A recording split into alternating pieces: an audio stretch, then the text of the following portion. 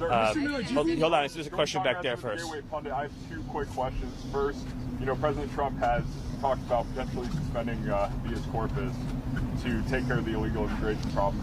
When could we see that happen, do you think? Well, the Constitution is clear, and that, of course, is the supreme law of the land, that the privilege of the writ of habeas corpus can be suspended in a time of invasion.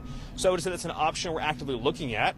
Look, a lot of it depends on whether the courts do the right thing or not. At the end of the day, Congress passed a body of law known as the Immigration and Nationality Act, which stripped Article III courts, that's the judicial branch, of jurisdiction over immigration cases.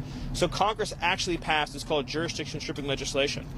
It passed a number of laws that say that the Article III courts aren't even allowed to be involved in immigration cases. Many of you probably don't know this. I'll give you a good example. Are you familiar with the term temporary protected status, or TPS, right?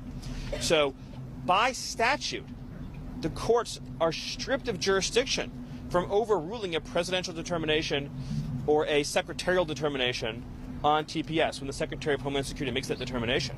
So when Secretary Noem terminated TPS for the illegals that Biden flew into the country, when courts stepped in, they were violating explicit language that Congress had enacted, saying they have no jurisdiction.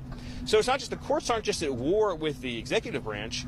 The courts are at war, these radical rogue judges, with the legislative branch as well, too. So all of that will inform the choices the president ultimately makes, yes. Mr.